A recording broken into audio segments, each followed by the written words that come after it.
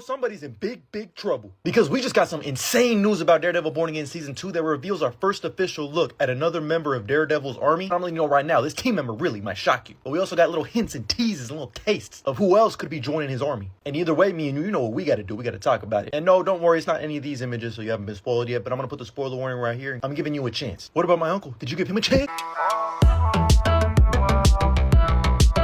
And here you can see we got our official return of the White Tiger in Daredevil Born Again Season 2. But more importantly, this is Angela Del Toro, who's played by Camila Rodriguez. And it looks like she's taking on the mantle of the White Tiger in honor of her uncle. And in case you need a little refresher on who Hector Ayala is, he was the first White Tiger. Until this happened. No! Wait!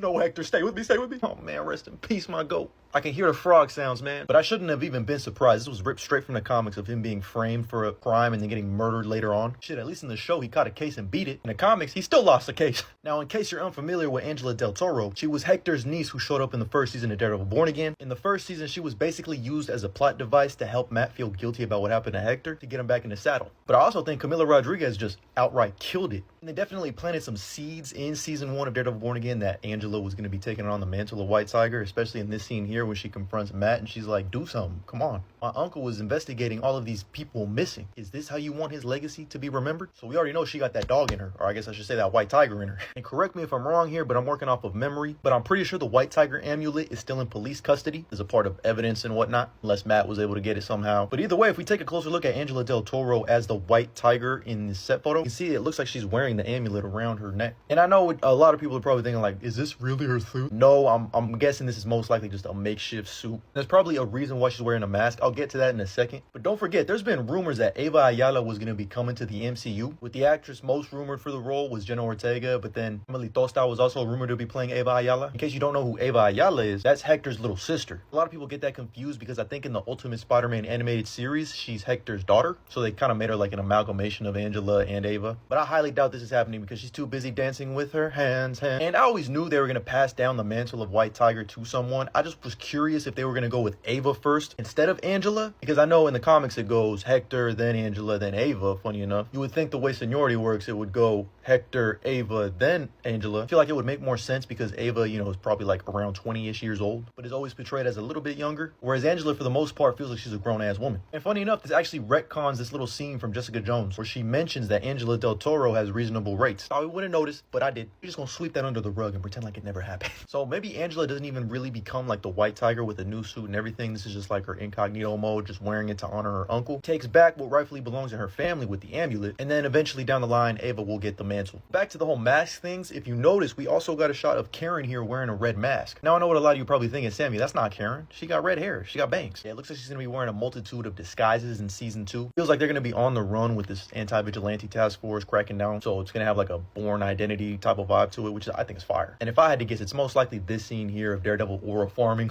fighting off the AVT with a bunch of smoke going off. Look at him. He's just standing there menacingly. I really hope they're just on the run wearing disguises, trying to recruit as many people to their army as they can. But they're filming in public, so there's nothing they can legally do about people taking pictures and photos. It's unfortunate, but we move. Because, dog, there's not enough honey in the world to pour on this man. Like, just look, it's so tough. About to have a fucking conniption. And who is taking these behind the scenes set photos? Because this man is just out here aura farming. They got Peter Parker on the scene. This gotta be one of the coldest behind the scenes set photos I've ever seen in my life. And also very comic accurate. Life imitates art. Is that how that goes?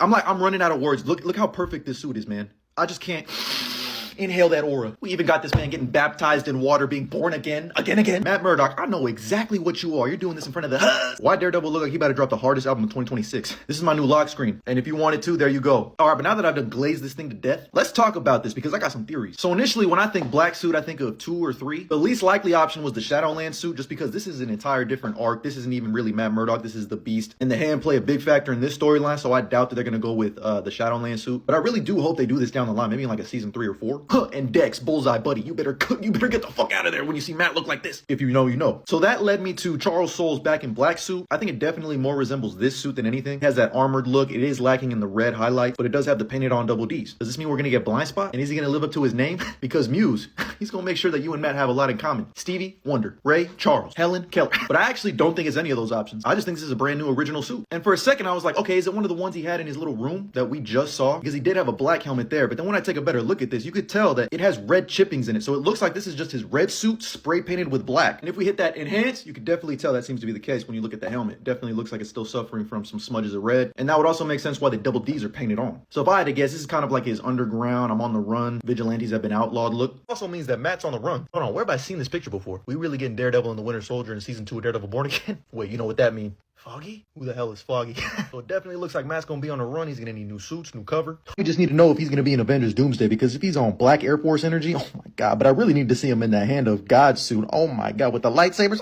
Give me. We already know Jessica Jones is returning. Plus, we also know that Bullseye will also return. We're probably gonna get into a little kerfluffle, but then team up for a little bit to take down the AVT, because the AVT is going after everybody. They don't know who's a hero or a villain. Just as long as you're wearing a mask, we after your ass. So this is gonna be interesting to see them team up. And you already know what I'm gonna say. The heroes for hire are on the way. I can feel it. I can smell it. I can taste it. We're gonna get this news extremely soon, and I can't wait to say I told you so. Because before we got the Endgame's portal scene, this was my Endgame's portal scene for TV. And given the political climate and the state of Daredevil Born Again with Wilson Fisk outlawing vigilantism, you already know it was bound to happen for us to see the Defenders again. And there's still so much story to tell for everyone. You got Luke Cage, who now owns Harlem's Paradise. It's all good, baby, baby. I'm praying and hoping that him and Jessica are married just like they are in the comics, because it's personally one of my favorite relationships. You just gotta wonder how many beds they've been through. Even though that man Dr. Umar is probably looking at Luke Cage like, really? Either way, I love them. That would be a great dynamic to re-continue into this universe, but also continue on the upward trajectory of Iron Fist. Season 2 was a massive improvement on season 1, which a lot of us honestly don't like. Season 2 left them off in a perfect place to uplift both Danny Rand and Colleen Wing. And listen, I'm all about whatever gets us more Jessica Henwick in the MCU.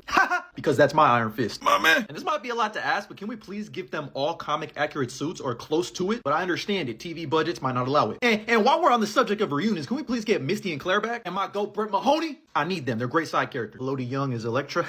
I need that more than air. But shit, bring back the Hand. They gotta fight somebody. Like, just redo it. Fuck it. I don't care. I mean, it was kind of meh in season 2 anyway. You got me. I just want to see Lodi Young back. That's all I really want. But another big piece of news was the casting of Matthew Lillard in season 2. And this one's really interesting because Matthew Lillard has played a variety of characters, so narrowing down who he's playing is kind of hard. Hey, yo. Obviously, everyone in the Scream franchise loves him as Stu Macher, the goat face. But like Zoinks, he was also great as Shaggy. This shit really means something to me. Side note, but we now got 2 actors from the live-action Scooby-Doo in the MCU. Only 2 left to go. But I actually have some theories on who he could be playing. Option 1, give me Stiltman. Fuck it, give it to me. We saw my man Melvin was working on it. Say what you want. For the most part, he's played off as a joke. Don't forget he's become somewhat of a demon in recent Daredevil comics. But I don't think he's gonna be Stiltman. A really fun idea would have him being the son of Owlsley, so we can have the actual Owl show up in this series with that Disney Plus money. But who I really want him to play is Mr. Fear. It's right there. Dog, a Mr. Fear in season 2 would be fire.